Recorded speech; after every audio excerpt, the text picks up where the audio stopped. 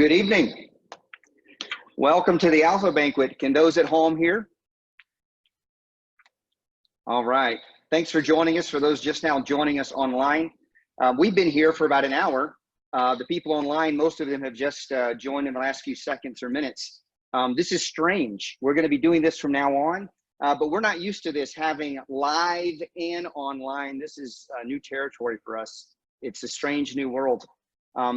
I don't know about you, but I'm really happy to be here tonight in this room with this many people. This is so exciting. It's so encouraging, isn't it? Tonight, we want to explore a topic as we look at the Alpha course, which I'll talk more about in a moment, which is there more to life than this? And it's probably best to start with my story. Here are a couple of pictures from childhood. In the picture on the left, I'm the tallest one. I'm one of three kids. I've become pretty close with my brother and sister in the last few years. And I'm on the right in the other picture. I grew up in a home that was very religious. Some of you have grown up in a religious home. Some of you haven't. I did grow up in a religious home. And I remember when I was about in middle school and high school, I started thinking to myself, you know, if I was born and raised with a family in a different part of the world, I would probably be devoutly something else. Have any of you ever thought about that? I realized, you know, I call myself a Christian. I go to church with my parents, but it's my parents' faith, at least right now. And it's not mine. And if I was in India, I'd probably be a Hindu. And if I was in Afghanistan, I'd probably be a Muslim. So then I started asking questions, really important questions like, how do I know this stuff is even true? Do I just believe this because it's all I know? If I heard other philosophies and religious traditions, would I be attracted to them more than Christianity? I started really asking questions and started exploring things like that in middle school and then in high school. I started asking the question, is Christianity true? I also started asking, is it exciting? Is it worth doing this? Is it worth following Jesus? Is it relevant to my life? Oftentimes growing up, I kind of felt like a song that came along a little bit later by U2 called I Still Haven't Found What I'm Looking For. And I often felt that way growing up, that I just haven't quite found what I'm looking for. I don't know if anyone's ever felt that way, but I felt that way a lot growing up. And I thought, you know what I really need is a girlfriend. If I just had a girlfriend, then life would be complete and have meaning, and I would have true happiness. And so I finally got a girlfriend. It took a long time, but I finally got a girlfriend, and that lasted about a month. And it wasn't exciting. And so then I got another girlfriend, a better girlfriend. And that lasted 5 months. But after that was over, I still wasn't happy. And I thought, you know what, I just need to move out of the house, right? If I just move out of the house, go to college, live on my own, do my own thing, have some freedom and independence, then life will be more complete. And that didn't really work out either. I went to college and it was exciting at first. And then after a few months, after a couple of years, it just wasn't as exciting anymore. And I thought, well, you know, when I get a career. And so I went through this, and we'll talk about this a little bit more tonight, but I had a journey where, though I grew up in a church home, I wrestled with whether or not Christianity was worth accepting. And I think that's really important. And I don't think that I'm alone in that. I think a lot of us really ask that kind of question. There's a journalist. He's no longer alive. His name's Bernard Levin. He was a British journalist for many years in the 20th century, and he wrote a number of articles that were really powerful. And I want to read a portion of one to you. Now, Bernard Levin was not a Christian at all. In fact, he often got accused of being a Christian. And in one article, he actually said, for the 14,000th time, I am not a Christian. Like, don't send me letters. But here's something that he wrote that I think is really powerful. He said, countries like ours are full of people who have all the material comforts they desire, together with such non-material blessings as a happy family, and yet lead lives of quiet and at times noisy desperation, understanding nothing but the fact that there is a hole inside them, and that however much food and drink they pour into it, however many cars and television sets they stuff it with, however many well-balanced children and loyal friends they parade around the edges of it, it aches. I don't know what your story has been, if your journey was different from mine, but I've been on a journey for most of my life to try to find what is really true and to look for the answers to the questions that matter most to me, which is, why are we here? What's the point of life? What's life supposed to be about? I think those kind of questions, sometimes called the first order questions of life, are really, really important. And they're the kind of questions that a lot of people look at and ask. But most of us, I think, we're just distracted by life. Russell Brand said this, and this was more recently than Bernard Levin. He said, drugs and alcohol are not my problem. Reality is my problem. Drugs and alcohol are my solution to fill up a hole inside of me. I don't know if any of you feel that way, but I think that's the way I felt growing up. That there was a hole inside of me that I wanted desperately to fill up, but nothing I ever sought after and got filled that hole. I'm reminded of a Japanese woman who said, in Japan, we have two stomachs. We have one for regular food and one for rice. She said, you know, ordinary food is great and all, but it never completely satisfies us. And so we have rice at every meal because we're never satisfied until we have rice. It's interesting. Jesus said, I am the bread of life in John chapter 6. The hunger that we have, that hole that we have, Jesus said, I fill that. And I think if he were in Japan instead of Israel, I think he would have said, I am the rice of life. You know, I'm the rice of life. I am the one who fully satisfies. You know, like Bernard Levin says, we try to find all these things to fill that hole, right?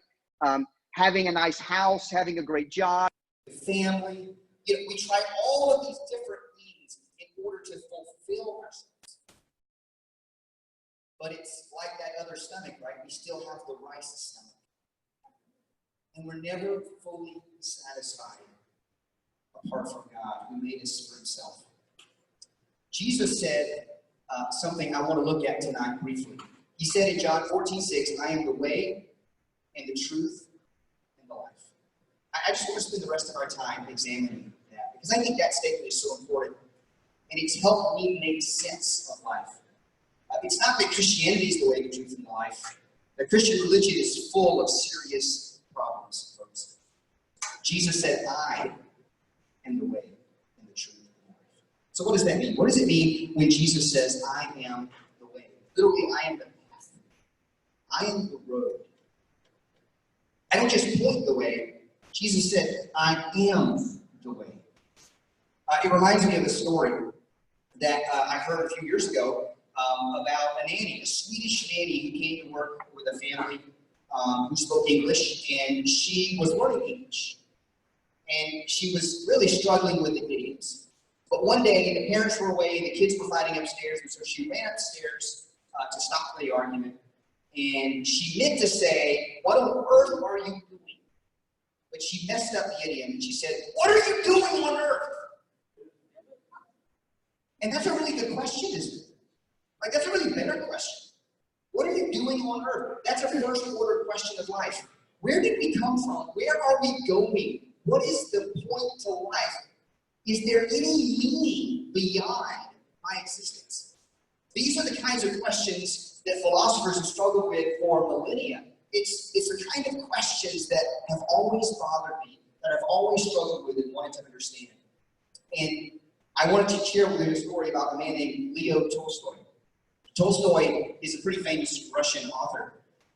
He wrote a number of books, War and Peace. I haven't ever read that book. It's huge.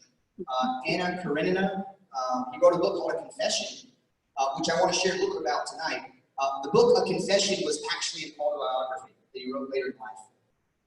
And in A Confession, Tolstoy talked about his own journey and how, as a young man, he actually rejected the Christian faith.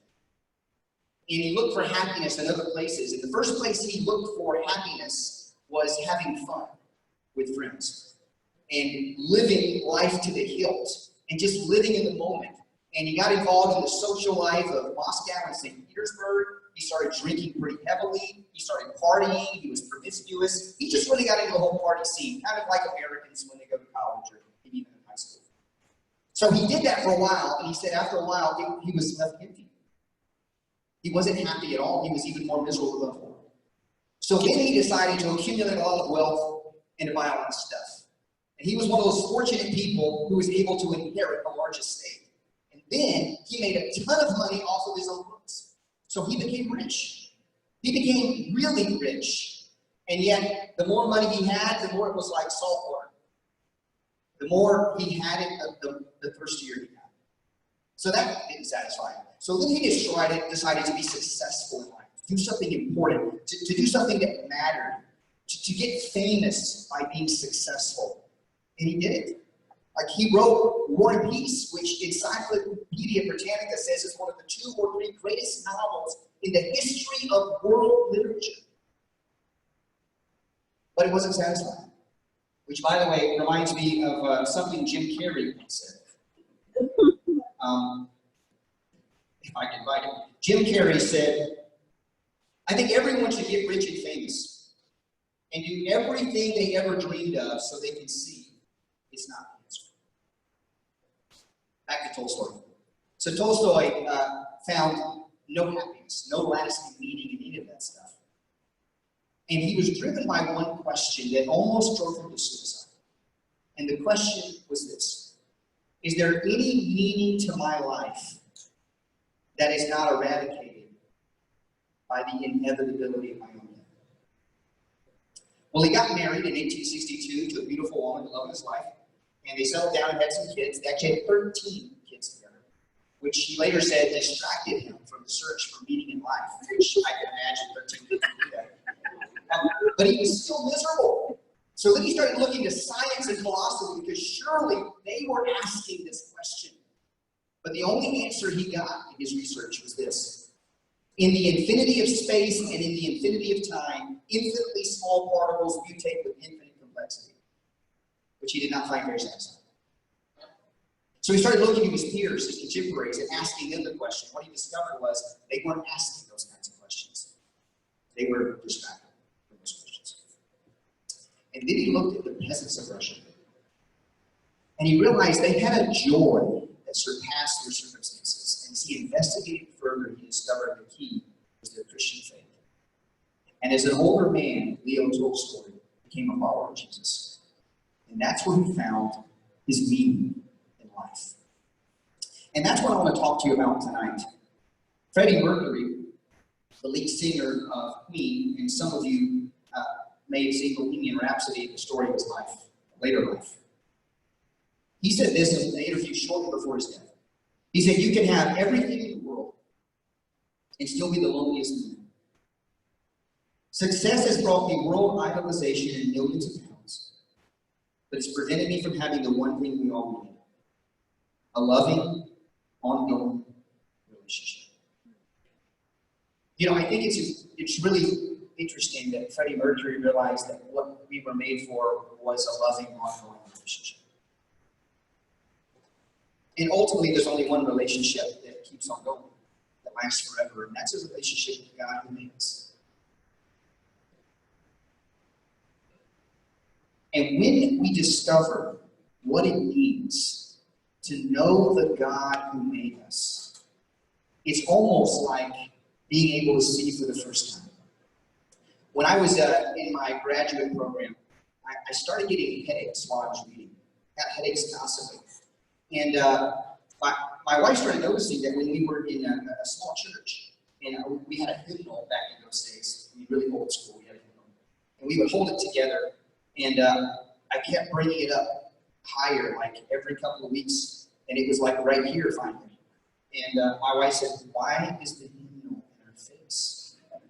And I said, so we can see it. She goes, it used to be down here. Why is it up here? I said, well, I can see it so much better. She goes, you need glasses. I don't need glasses. So I kept getting headaches. Finally, I went to the optometrist, and I needed glasses. I had a major astigmatism in my right eye. And when I finally got that prescription and I wore those glasses for the first time, I could see details I could never see before. Right? I could read stuff like way off. I'm like, I could read that. And then I could see all of the flaws and blemishes in people's faces. It was HD, right? I could see HD for the first time. UHD. It was really awesome. And I think that's really what it was like for me when I really became a follower of Jesus and took it seriously. Was suddenly life made sense in a way it had never made sense before. One of my favorite authors is C.S. Lewis, and he said it this way. He said, I believe in Christianity as I believe that the sun has risen. Not only because I can see it, but by it, I see everything else. When we really understand who Jesus is, it makes so much sense of the world, of ourselves, of other people, of life, of what's wrong with the world, of what's wrong with us. Life begins to make sense. Jesus said, I am the way. And I think that's what he did. But he also said, I am the truth. And that's also really important, that Jesus said, I am the truth. But I am the truth. And you might hear what I'm saying tonight and say, David, I'm happy for you. I mean, Christianity is not for me at all, but I am happy that you have found meaning in Christianity. Do you know that's actually a very illogical thing to think? Let me explain. Let me go back to C.S. Lewis again. C.S. Lewis put it this way. Christianity is a statement which, if false, is of no importance, and if it's true, it's of infinite importance. The one thing it cannot be is moderately important. You know, the truth is, if Christianity is true, it's true for every single person who's ever lived. And if it's not true, it's really not true for anyone. And I think that's really important to understand. One of the questions I think we could ask of Christianity is there any legitimate historical basis for what Christians believe? And we explore this actually in the first week of the Alpha course, and actually a week from now, we actually explore that very question. And we look at the evidence for the resurrection of Jesus of Nazareth from the dead, which it turns out is the linchpin of all of Christianity. And you would be amazed at how much evidence there is for the fact that Jesus rose from the dead. One person who was at one time a professor of modern history at Oxford University, this man Thomas Arnold, once said that the resurrection of Jesus is the best attested fact in history. It's amazing. We look at that in week one. It's really incredible. I've read several books by a man named Josh McDowell. And Josh McDowell, when he went to college, he was a pretty smart guy, and he was an atheist, and he loved arguing with Christians because they often weren't very intelligent. And he would beat them in arguments and just best them and shame them. And he had fun doing it. And he finally said, you know, everything that they believe is based on their belief that Jesus is risen from the dead. If I could prove to the world that there is no legitimate evidence that Jesus came back from the dead, I could really save the whole world from the problem of Christianity. So he began his research, and he took it very seriously. He ended up writing 2 volumes of just his evidence in a series of books called Evidence That Demands a Verdict. And over the process, he became a follower of Jesus because he discovered that the evidence was overwhelming. He eventually condensed that into a much more readable book called More Than a Carpenter. And he discovered that the evidence that it's true is overwhelming. You know, one of the things that amazes me is, I know there are tons of very intelligent atheists, but there are also some incredibly smart Christians throughout history who have actually been leaders in the scientific movement. I mean, some of them you've heard of: Descartes, Newton, Kepler, Galileo, Copernicus, Faraday, Boyle, Mendel, Kelvin, Pasteur, Lister, Maxwell, Simpson. And one of the more recent ones is a guy named Francis Collins, who directed the Human Genome Project and is currently the director of the National Institutes of Health, who realized as a scientist that the evidence for Christianity's trustworthiness was overwhelming. But when we say that Christianity is true, it's not the same thing as when Jesus said, I am the truth. When Jesus said, I am the truth, he was actually talking about experiential truth. You see, the reality is that Christianity is not simply something to study. Jesus is a person who lives today and can be known. Truth is something in the Hebrew language that's experienced. Let me explain. Those are some of the famous guys.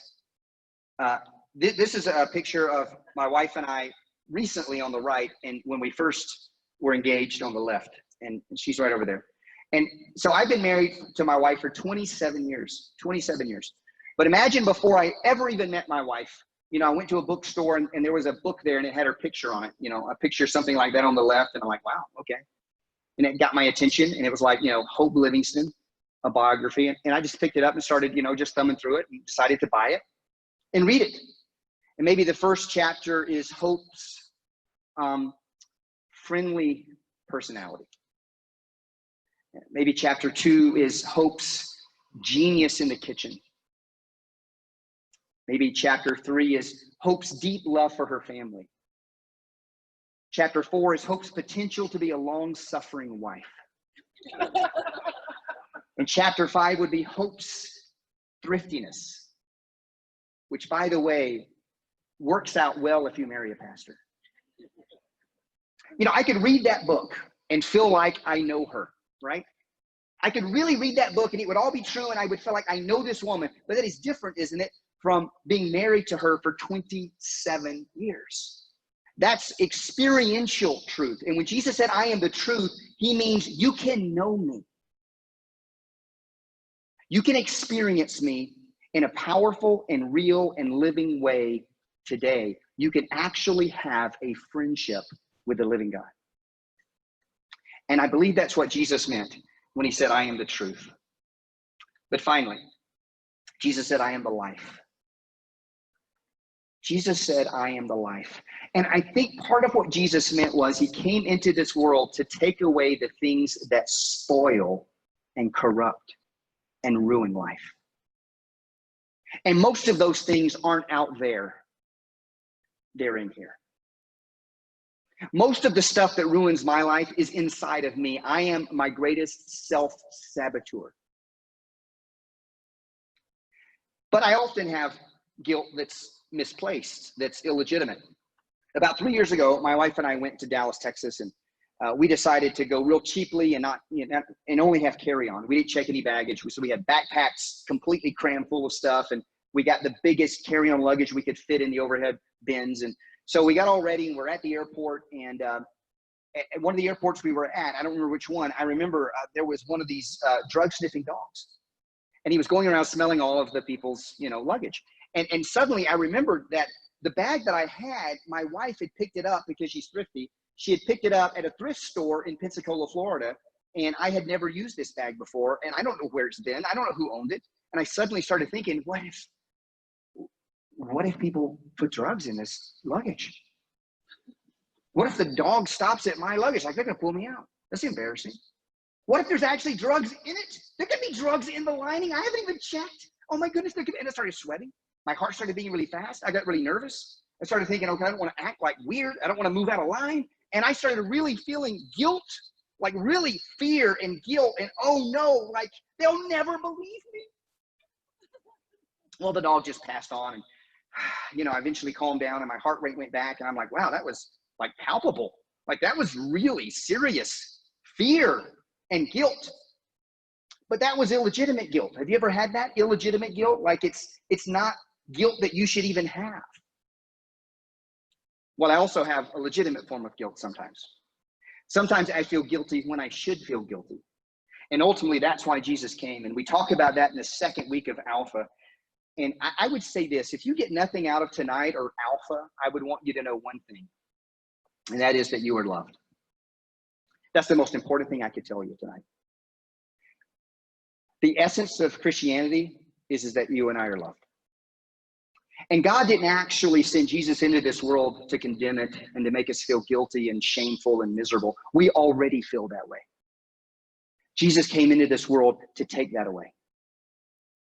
Jesus came into this world to die for you and for me so that we could be free of guilt and free of shame.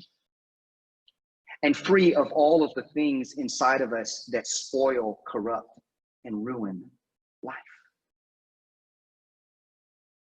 You know, becoming a Christian isn't easy, but it's very simple. You know, all you do is you pray and you say in your own words the same three things that I teach my kids and have been teaching my kids since they were really small.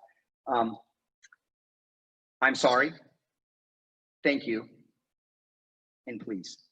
You just say those three things. I'm sorry, God, I'm sorry. I tried to live my life my way, not your way, and I've really mucked it up. I'm sorry. Number two, thank you. Thank you for loving me anyway. Thank you for sending Jesus for me. Thank you for caring about me when I wasn't very lovable. And please come into my life. Please change me from the inside out. Please forgive me. Please take away the stuff in me that ruins me and those around me. That's all you do. It's really simple to cross the line, but it's not easy. It's not complex, but it's also not easy. It requires a lot of work. You're going to be attacked for it. It's going to be painful. It's going to be at times hard. Your friends aren't always going to like you. Alice Cooper, most people know him as a famous rocker. But Alice Cooper, who's, by the way, 72 years old now. Yeah, just so you know how old you are. Some of you. Alice Cooper has become a follower of Jesus, and he talked about his conversion in one article, and he said this. Well, I've lost it. He basically says this. He says, look, trashing your hotel room is easy. Drinking beer is easy. But following Jesus, that's really hard. That's real rebellion.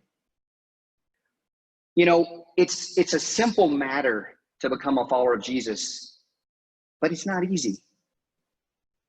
It takes a lifetime of learning what it means to love God and other people the way that God intended. Jesus said, I am the way and the truth and the life. If that's true, then Christianity is the truth. It's not false. It's not just another philosophy. Real meaning in life only comes from knowing the God who made you. And it's not boring. It's anything but boring. Real life, the way it was intended to be, can only be known through the God who made us for himself. That's what I believe. And so that's what I'd like to invite you tonight into a journey. Alpha is a 10-week practical introduction to the Christian faith. That's it. That's the simplest way to explain it. And if you would look on your tables, you should have a brochure that says My Greatest Adventure. If you're at home, you don't have that brochure, but we'll make sure you get a copy of what's inside. If you want to see the essence of what's inside of it, those of you who are watching from home could just go to oasisaz.com/register. Let me explain what's happening. Starting next week, that is a week from this coming Monday, we're going to offer the Alpha course in 7 locations over 3 nights. And you're invited to join us. It's free to come. And here's what the schedule looks like. In 6 of the 7, there's going to be a face-to-face component as well as online. In 1 of the 7, it's going to be totally online. In the 6 that have a face-to-face component, it's going to begin at 6 o'clock, either Monday, Tuesday, or Wednesday night in different homes. There's only 1 group per home. And it starts at 6 because we have dinner together. So you can come straight from school or work or whatever you're doing, and you don't even have to worry about dinner that night. Dinner's covered. We're going to take care of you.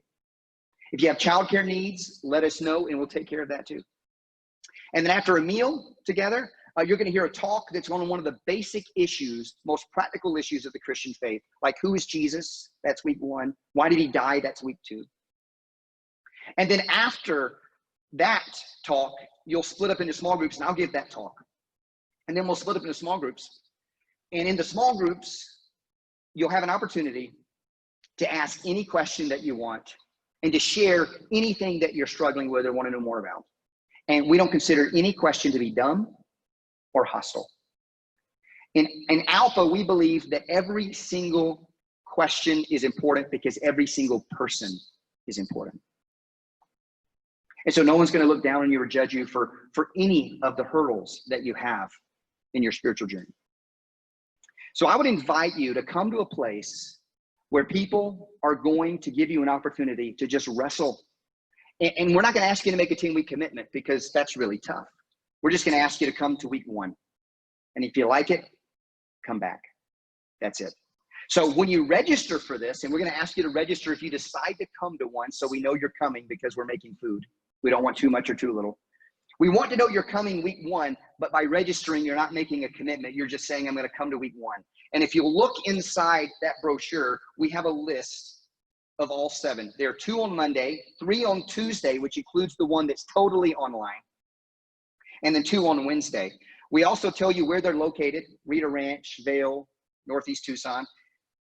In some cases, the host is the small group leader. In some cases, the host is different from the small group leader. So we went ahead and told you that in case you know who it is and want to know where you want to go.